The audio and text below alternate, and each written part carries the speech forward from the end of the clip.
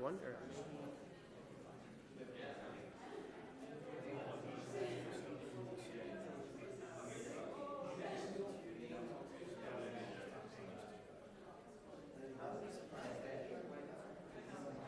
Well, who are these two?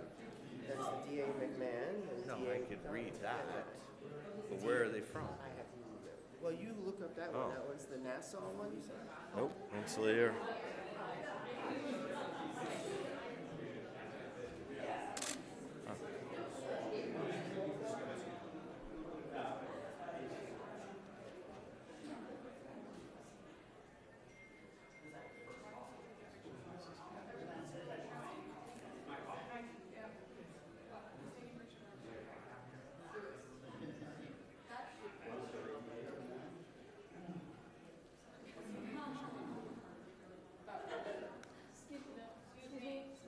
No, we don't. Oh, I just want you to get the names, that's all. We will have them for you.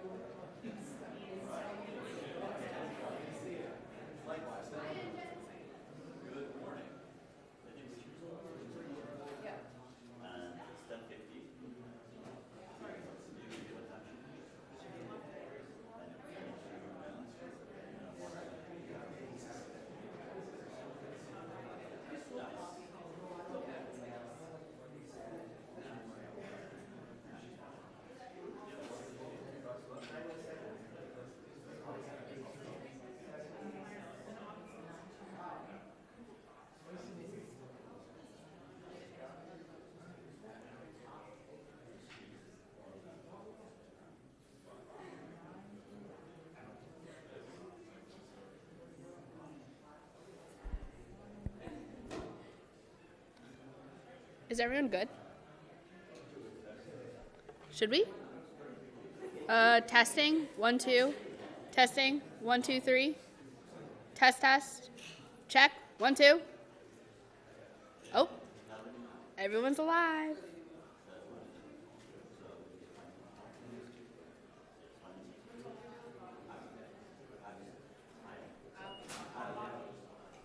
Okay.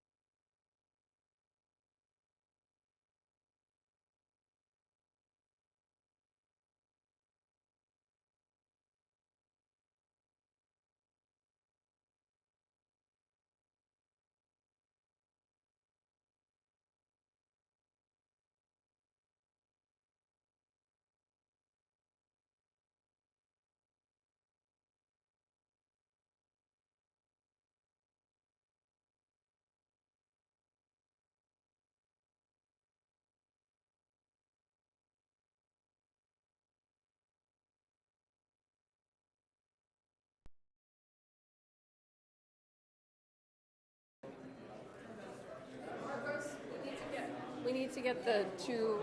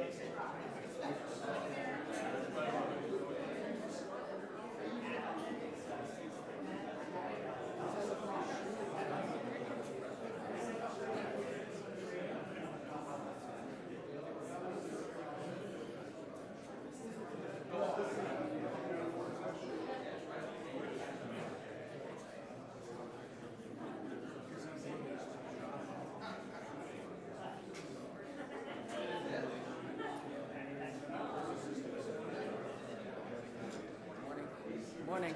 Good morning.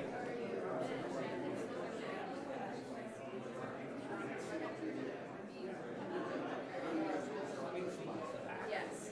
With the governor. Marcus, where's the other? Pardon? Yes. Do we know where this person is? Do we know where she is? Okay.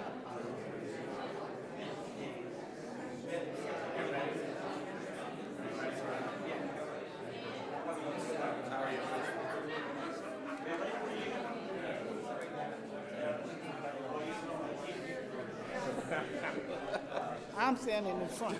Darcel's going to give this speech, I think. My fellow Americans.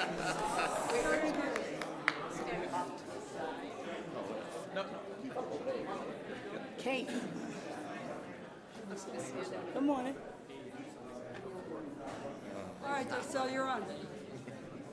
Little song. Start spreading the news.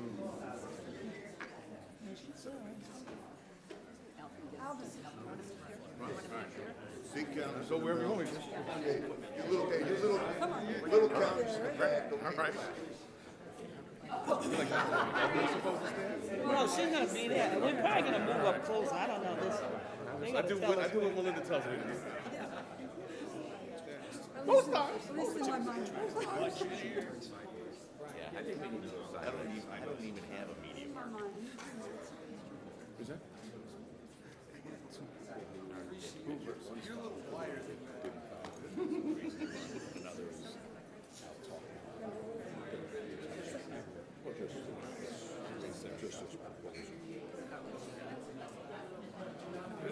I feel like all the cities. I'm gonna lean a little this way, so you don't get all just to break up the city.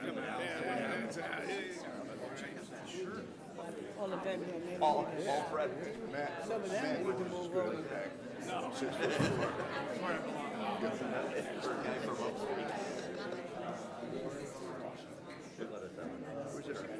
Bipartisan.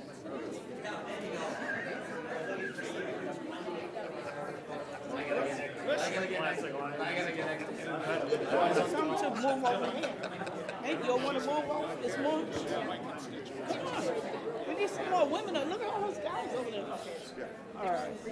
Make them look better over there. All right. There we go. Yes, come on. Yeah. There we go.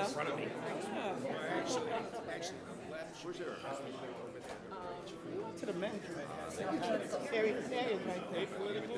It's a good looks ratio, just way up. Yeah, thank God. Make sure Brooklyn's front and center, baby. Your mark's over here. Can we just take like one? All right.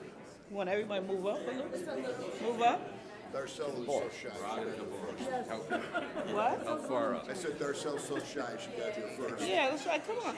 Be lucky to I'm standing behind Albert. I might push somebody out of the way. I'm just standing with ourselves.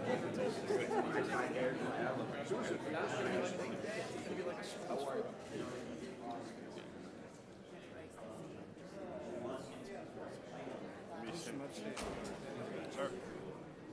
Hey, how are you? Yes. Hey, Aaron, they took a shot at the Brooklyn DA's office. I took No. We're talking about the wrongful conviction. It had nothing to do with Maxim. I don't know how that came up. Huh? Well, they were talking about the Brooklyn DA's office became the poster child, but it was about wrongful conviction. It was about that. I don't know why. Milk was what the hell. That means you can get triple credit. It was out of context.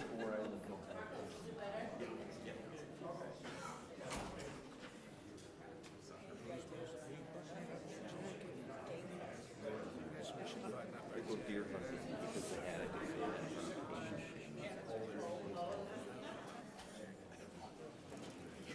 Yeah, you did. Oh, yeah, man. Mike's got a he's got a tag right here. Governor and Mary Pat.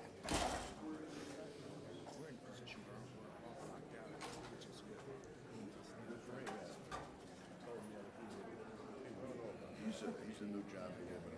Yeah, he's tall. I know. You guys are That was a good one.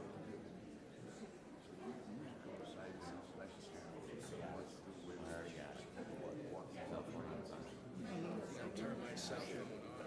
Yeah, I'm not taking it. So I get my 30 state black and on the phone and go,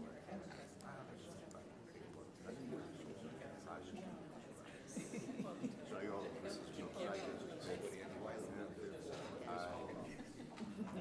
starts to work with them. He goes, yeah, baby.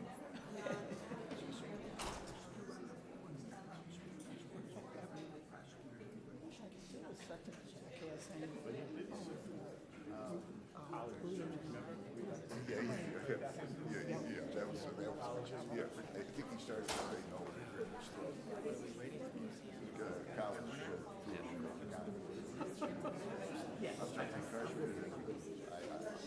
Yeah, so they have like college programs. He was going to say no, we wanted to give one new matter. Yes. I was like, we got it.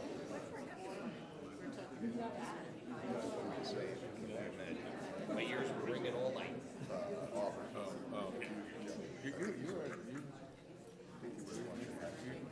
your head in the game.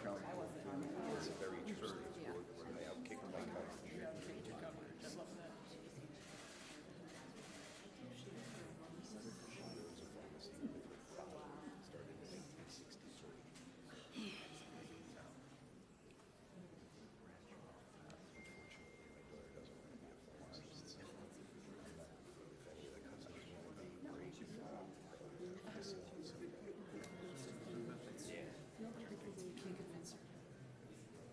She's over there married, double major psychology and economics.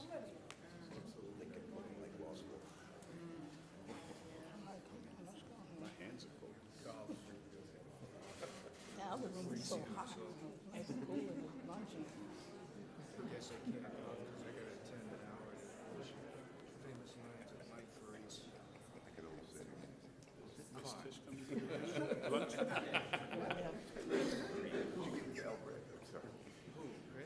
Contiguous counties, contiguous counties. No, I like Chris a lot. Chris, I think Chris graduated a year ahead of me at law school.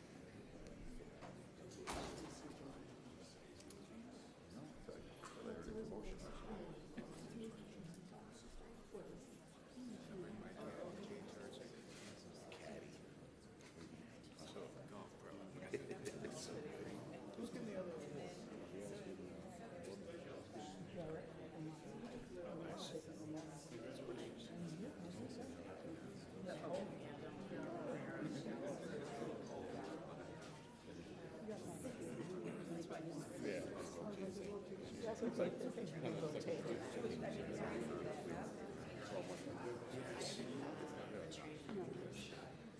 We have a system.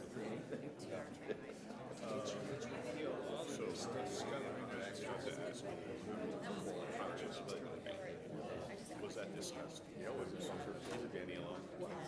We were, he and I were feeling. Okay, so I'm gonna take him. Some of the, and then jump into that again. Just so happens.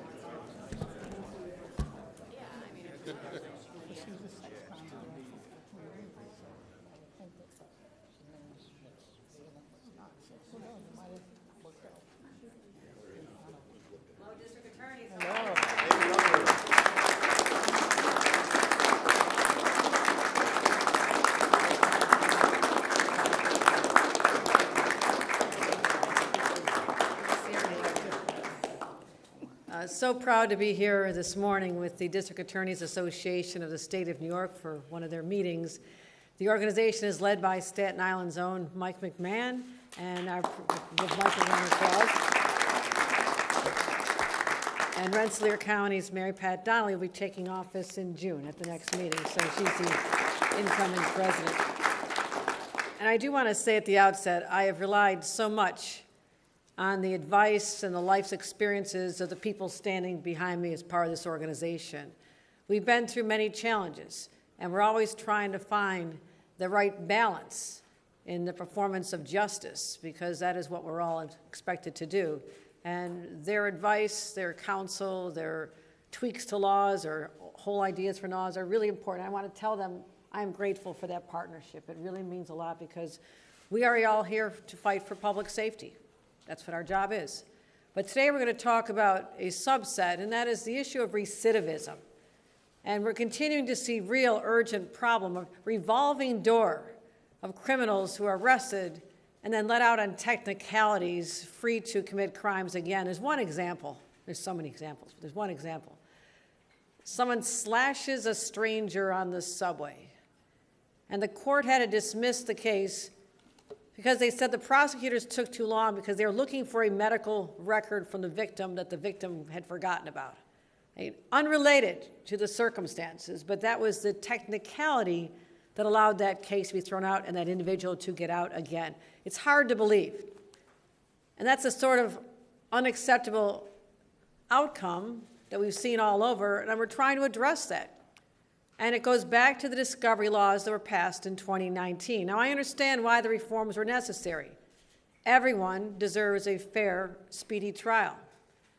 But those changes went too far, and legitimate cases are being dismissed on technicalities. That's why I proposed in my budget this year new language to streamline the process, keeping the just intent while allowing us to crack down on the real criminals. And I'm proud to announce that DASNY has endorsed my proposal to protect our victims and crack down on recidivism by streamlining our discovery laws. And briefly, my plan would eliminate the incentive to delay discovery challenges, so cases are no longer delayed and then dismissed on a technicality at the last moment. We also want to allow prosecutors to certify compliance with discovery laws after turning over all the evidence without having to wait for a subpoena. We'll expand the scope of automatic redaction so there's no lengthy litigation necessary to protect sensitive data, like addresses or phone numbers. All these take time while the clock is running. And we'll also reduce the 48-hour notice to 24 hours, helping areas that don't really have grand juries. Now, fixing these loopholes will at least be a step in the right direction to stopping the revolving door of people who are arrested, as I said, and released on a technicality. And it's part of an overall strategy. Put our focus on fighting crime and protecting the victims of those crimes in communities far and wide. The individuals here represent every corner of the state of New York. And I'll also say this. We did change the bail laws to crack down on repeat offenders and restore judges' discretion, making previously excluded crimes bail eligible, like hate crimes and gun offenses. We've also delivered more than $1 billion in public funding since I became governor just 3.5 years ago, investing in our district attorneys and money, whether it's the $40 million we invested to help them comply with discovery laws, whether it's the money we've given them to go after retail theft, the money we've gone after for domestic violence. I want them to know that they need to have the resources in their offices that are traditionally primarily funded by the counties. And I'm a former county official. I know how this works. But there are times when your counties do not have the resources they need, or your borough does not have the resources, and that's where we can step in as a state to give you the additional assistance to comply with state laws, but also to give you the support you need. So I'm proud of what we're doing here today. I'm proud of you have your support. And we need to take your voices and your experiences and your examples of where these cases have gone in the wrong track, almost shocking people with the outcomes. Take those messages to our state legislature. Share with them what you've encountered and talk to them about how this is a common sense reform that is overdue, and it's part of our quest to make New York State even safer because, again, public safety is our #1 priority. At this point, I want to offer the podium to our president of the association, Staten Island District Attorney Mike McMahon. Thank you, Governor. Thank you so much, Governor. Good morning, ladies and gentlemen. I am Michael McMahon. I'm privileged and honored to be the District Attorney of Staten Island and equally honored and privileged to serve this year as the president of the District Attorneys Association of the State of New York. And you see we're gathered here together in a a bipartisan way from district attorneys everywhere from Suffolk County to Chautauqua County to join together and say that we are very grateful to the governor and her team and to the folks here and our team for putting together, working on a proposal that we think will restore balance to the criminal justice system, which is so important. And the governor mentioned it. The reality is that the 2020, that came effective in 2020, passed in 2019, discovery statute, which is well-intentioned, and those intentions we continue to stand by, to have a fair and transparent legal process. And due process is, listen, is one of the firmest pillars of our criminal justice system and our constitutional system in this country and state.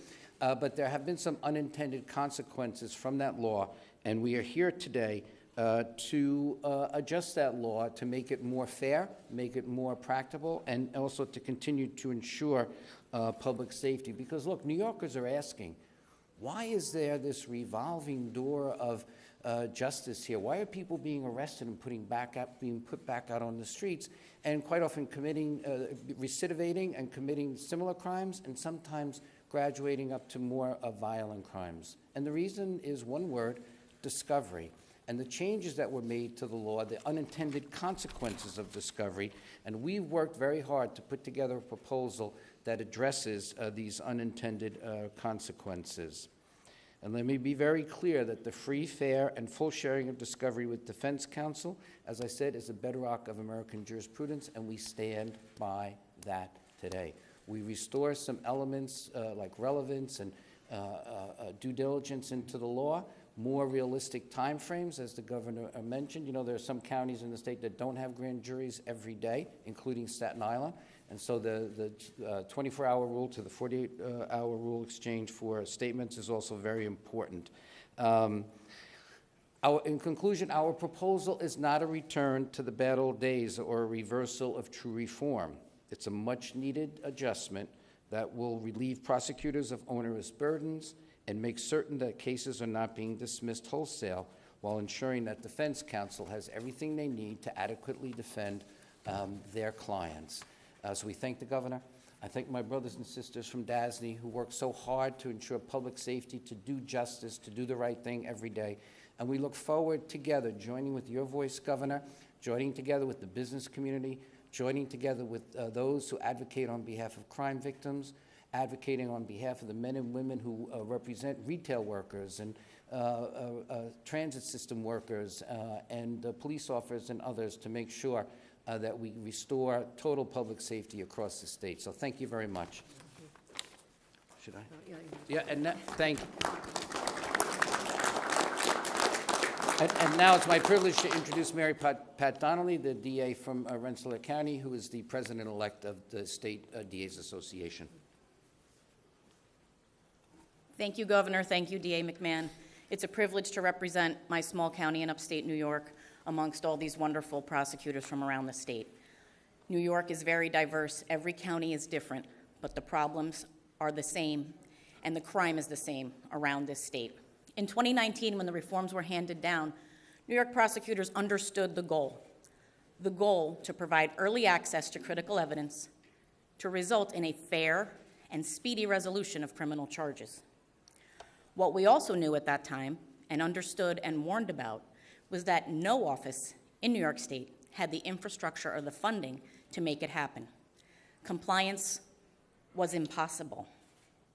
And despite our best efforts, thousands of cases are being dismissed. Over the last 5 years, each office around the state has received funding from New York State, and we are very grateful for that. And we have all undertaken the difficult process of finding a way to use that money within the confines of each of our very different counties to get us one step closer to compliance. But again, thousands of cases continue to be dismissed on the ever-dreaded legal technicality.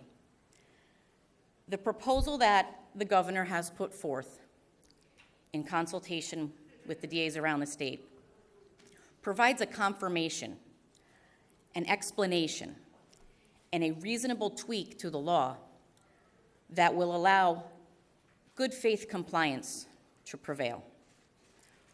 We all remain committed to the same goals because we do not want to see justice denied to your family, to your friends, to the real victims in this case that look to all of us to bring justice and safety to each of them. While discovery reform is sometimes a complicated topic, I can assure you that it is something that is critical to the just resolution of a criminal case, and that this is not a whimsical change, it's not a step backward. In fact, it's a very big step forward to getting it right for New York State. So I am very grateful to Governor Hochul for listening, for understanding, and for reinforcing our commitment to public safety. Thank you.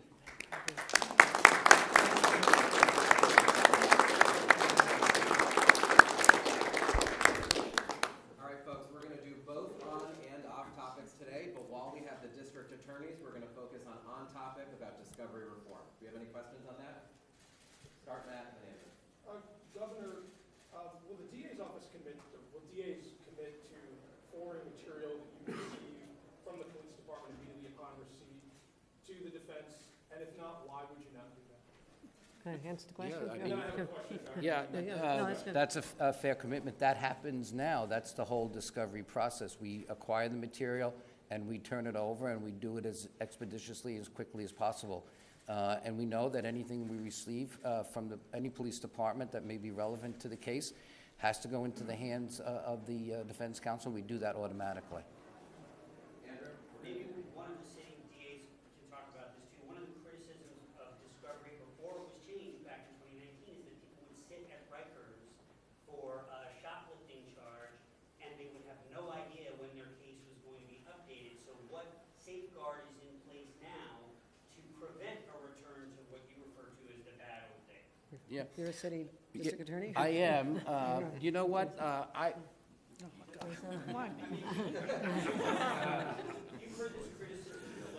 Of course, no, of course I have, and I understand it wholeheartedly as a district attorney, as a former judge. I understand it. I think actually people are waiting longer now with the new discovery laws because there's so much that we have to get in order to be able to certify. So well-intentioned, and listen, they are getting more evidence than they've ever received before, the old law, and we stand by that. We want them to have everything, and we're doing the best we can. But because it's so voluminous and it's so much, it's taking even longer than the other before the law has changed. So we're hoping that with these revisions, that now it'll balance it out, put it in perspective on exactly how much has to be turned over, but more importantly, putting real timelines on it on both sides. So that way, that will speed it up. People are not languishing in jail longer, and victims are not waiting for their day in court as well. Any other on-topic questions? Over here in Rebecca. Governor, you followed the budget in recent years for changes to the criminal justice system. Will you draw the same line in the sand with discovery reform and try to stop repeat offenders from walking free? Obviously, our objective is to make sure that we do not have people who are accused of crimes going back to the streets on a technicality. That's what this whole objective is. That's why we're trying to make these changes. It's to protect our citizens, make sure that people do have their day in court, which our system will always protect, and I'll protect as well, but also that our victims get justice as well. So the whole idea is to focus on streamlining the system in a way that works for all sides. Rebecca? Senator Zelmarari and Assemblymember Michael Lasher introduced their own legislation regarding discovery to give the prosecutors direct access to police databases. Does DASNY support that, and do you see that as a potential compromise with lawmakers as opposed to what the governor has proposed? Yeah, I'm happy to answer that. We are continuing to look at that proposal, but having the access to the police records doesn't solve the problems that we're talking about here today, and certainly not for counties outside of New York City that may have up to 24, 25 police departments. We still need a more reasonable approach to the obtaining of records and then the turning of them over, and that's what this law does. It gives us a balanced approach, which the governor spoke to. You know, discovery is not just about police records. It's about medical records, it's about other government agencies, it's about witness statements, it's about videos. And so our proposal speaks to the whole universe of discovery materials, not just the very specific one that the Myrie Lasher bill speaks to. And I can honestly say there are some members of our organization that are more supportive of that proposal than others, but that does not solve the problems that the governor's proposal does, which brings balance back to the system, ensures public safety, helps us address recidivism, and by the way, helps us get more quickly services and programs to those who recidivate because of mental health problems, because of drug addiction, because of poverty, because of lack of education. This will really get the criminal justice system humming again, so we'll have positive effects across the board. All right, Vern? For the Bronx and Manhattan, do you think, just talking about staffing, will this assist with burnout and retention rates of staff? I know that's been an issue particularly in the Bronx. And also follow up from Manhattan as well. Okay, so you might do it. Sure. Well, I'll start by saying what I want to thank the governor. The funding was mentioned earlier. I'm happy to report that in Manhattan we have historically low attrition, and I think in large part that's due to the funding from the governor that's helped with the infrastructure on discovery.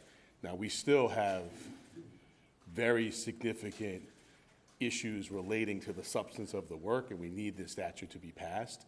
But from a staffing, I think the funding has helped, and this proposal being in the governor's budget is a light at the end of the tunnel for our staff. I'm just saying that they're looking to this bill not just for the substantive issues, of course, the public safety issues which get primacy, but also, all of our ADAs are going to work to advance public safety. So when they are working and doing work that is not advancing that goal, that has an effect on morale.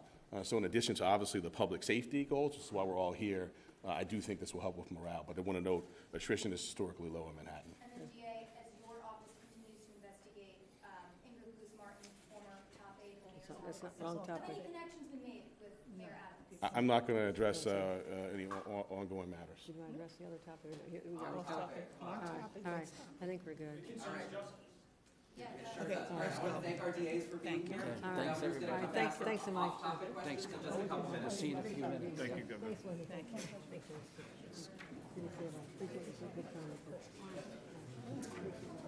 Mike, that was a good answer. Good job. That was a good answer.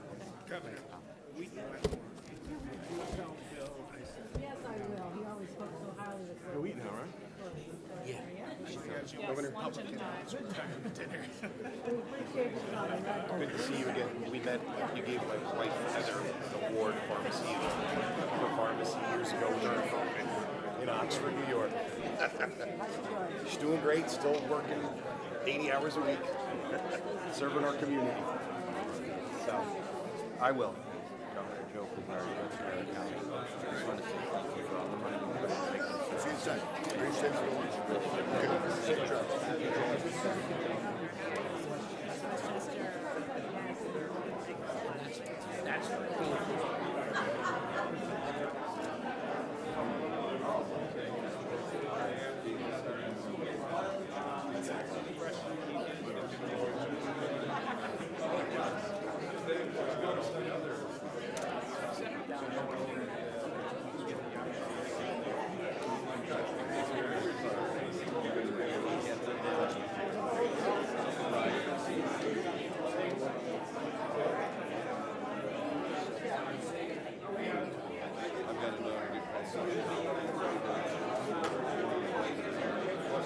Not exactly sure where she's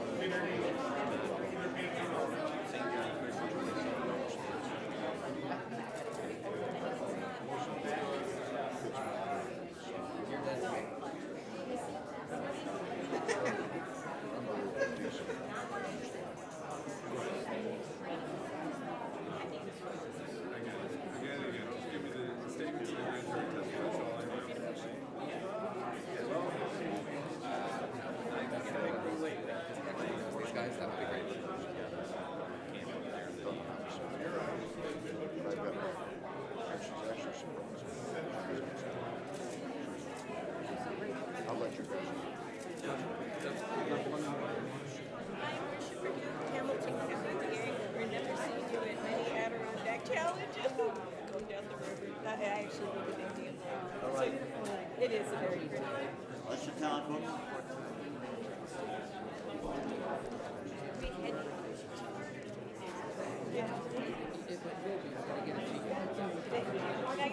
Thank you. Thank you so very much. Thank you. Watch it there.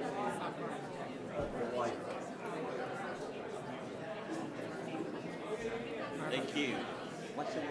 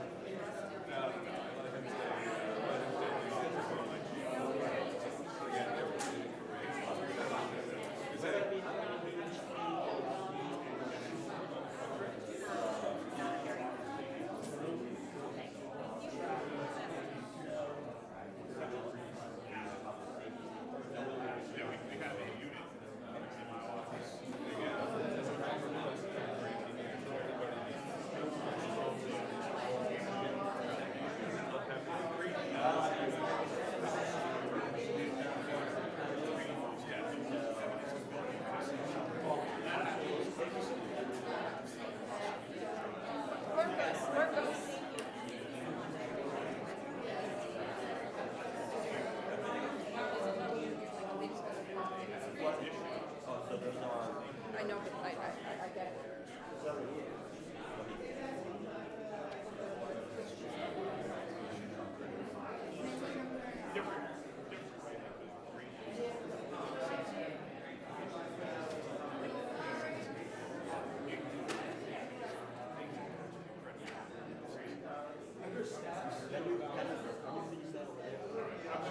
Yeah, I got it. I appreciate it. It's fine.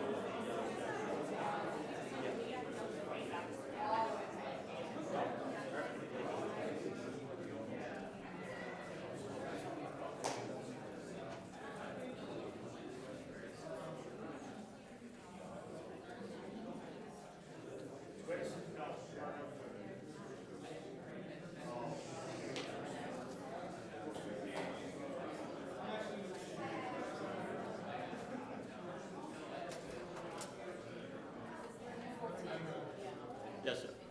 Oh, I'm not waiting for you. I'm waiting for these guys. I think we're ready. Okay. Not ready.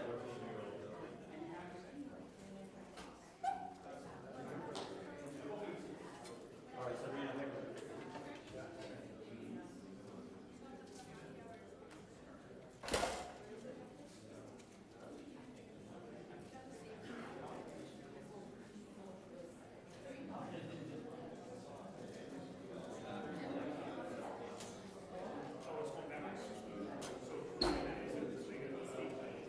Yes.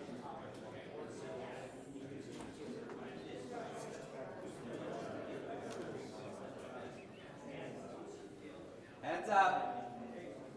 It's binder time. Thanks.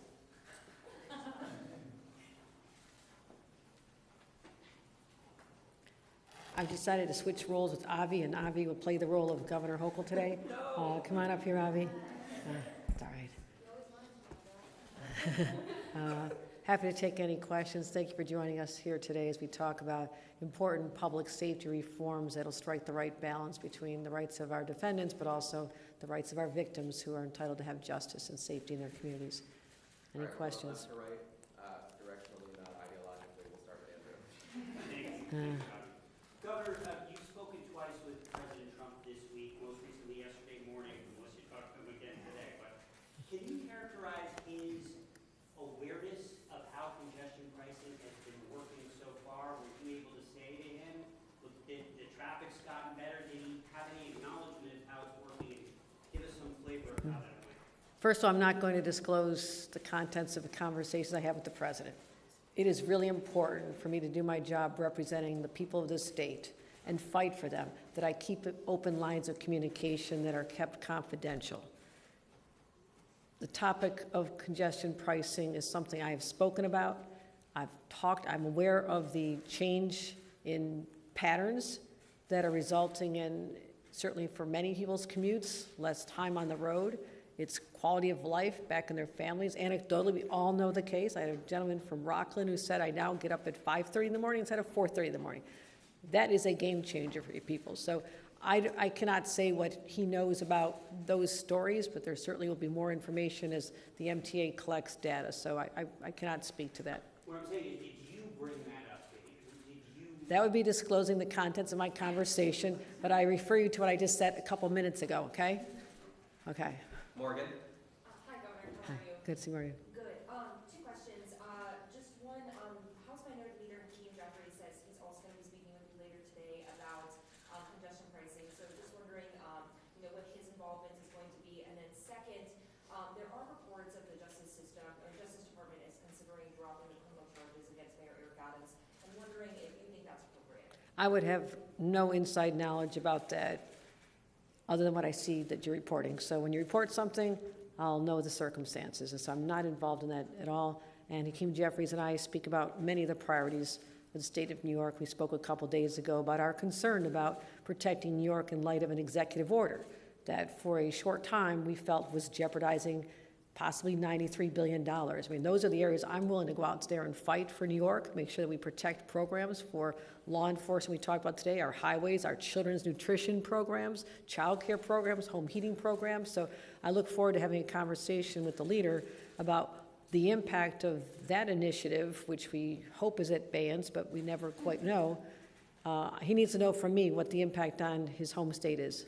So that's our conversation. Governor, on the mayor's conversations with the Department of Justice, some reporting has suggested that the mayor might be trying to cut a deal to work with the Trump administration and maybe go along with the idea of mass deportations. Is that appropriate? I've never heard that at all. I don't know where that's coming from. And Well, say he did. Bernadette, I have so many real issues to deal with every second of the day. I'm not going down a hypothetical point. I am focused on the most serious criminals, gang members who are being identified. I went them out. I have said that all along. But I want to make sure that we continue exercising our values as New Yorkers. I'm concerned about kids not going to school now because their parents are afraid that they're going to be swept up in some raid. I'm concerned about people afraid to go to their churches and worship. This troubles me deeply as the governor of New York. So that is a different issue altogether. I don't know what any conversations will be, but I will enforce the laws of New York State that say specifically when we are required to cooperate, but that is only if there's a judicial warrant under narrow circumstances. Otherwise, my focus would be, and this is something I wish Washington would pay attention to, the fact that we have 400,000 open jobs in the state of New York. Those who are here, already many of them paying taxes, part of our economy. Many work in hotels and our restaurants and home health care aides and have that chance to be part of our economy. We need workers. I've said this for 2.5 straight years. We need workers. If we could get Washington to focus on work authorizations sooner, put them to work, I think we can solve a lot of problems. So my focus is on real-life solutions, and I'm just not going down to hypotheticals related to the mayor. Do you think the mayor's focus on getting his name cleared and getting a pardon as opposed to the jobs that you're talking How would I possibly know what he's focused on? All I know is we talk to each other about public safety. My last conversation was saying, let's work together and I will support you financially, getting 2 police officers on every overnight train so people start not just being safer but feeling safer. That's what I talked to the mayor about. So I'll continue those conversations, how I can help build more housing in the city of New York. I'm asking how the city of Yes is going. What else can we cooperate on there? You know, I often think about the scaffolding. I'm a resident of New York City most of the week. There's other issues to talk about that I'm focused on that go to the quality of life and the safety of living here in New York City. And Jay? Good morning, Governor. Good morning. What are the odds, in your opinion, that congestion pricing will survive Donald Trump? I'm not a betting person because I thought for sure the Bills were going to win last week, so I don't bet.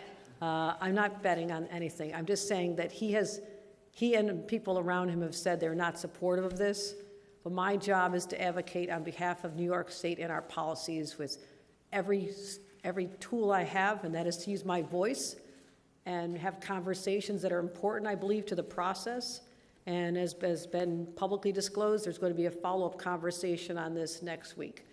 So I don't know what the outcome will be. All I know is I'll always go into the arena and fight. Does he seem receptive to your arguments? I will just say we've decided to have a conversation next week about this. Time will certainly tell. All right, well, a couple more here. Rebecca? I have 2 questions. The first is about Mayor Adams. You said a couple weeks or a couple months ago when there was talk about removing him from office that you wanted to see whether he would still be able to effectively govern. At the time, you said you felt confident that he could. Do you still feel that he is able to effectively govern the city of New York right now? Let me tell you an example.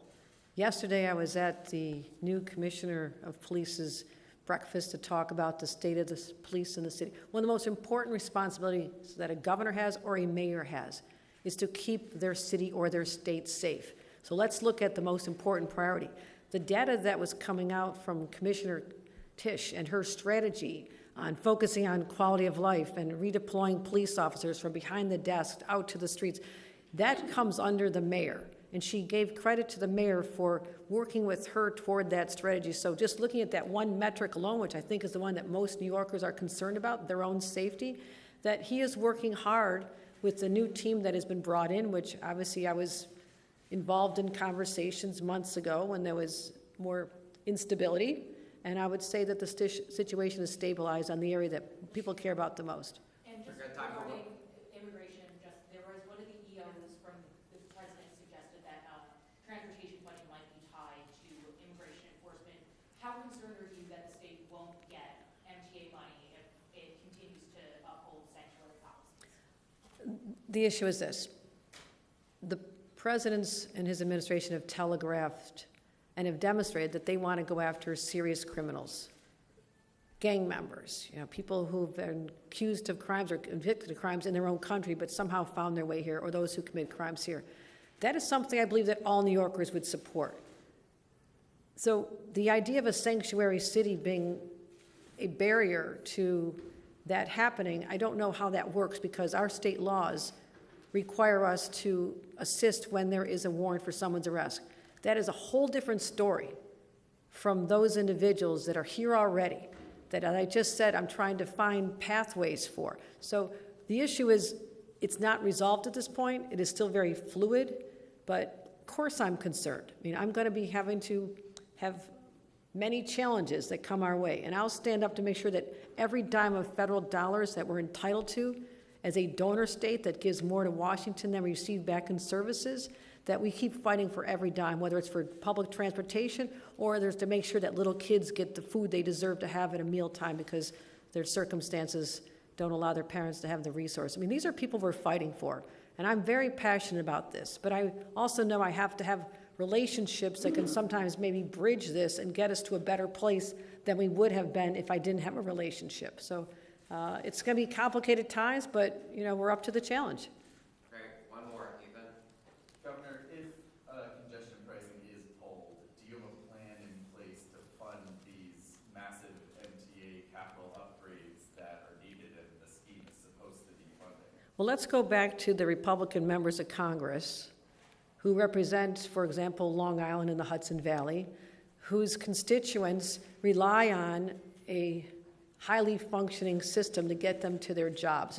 We talked about before, 90% of commuters who work in the central business district arrive by public transit. And those people coming in from the Hudson Valley all the way out to Suffolk County and New Jersey, in fact. So they need to be hearing from their constituents saying, you've got to get back to, you're in the majority. You have in the majority now, Republican members of Congress. You better go back and fight for us and get the $15 billion that we'll have a shortfall with to make the essential improvements to take a 100-year-old system and make even signalization change. A lot of our delays come from a faulty signal. Well, these signals are 50, 60 years old. Of course they're going to break down. We have to make those investments. So I will say part of our strategy will be to say, well, you get back to Washington and do your job. You oppose this, your constituents are getting to work sooner now, but you don't seem to care. You go find the money for us. But we'll have to work through this in the budget. I have said before, when it comes to every single program, there's no way in hell that a single state is going to backfill the loss in federal dollars if that ends. And that's when the Republicans in Washington, we're going to have to own this situation and fix it. All right, thanks everybody. Appreciate it.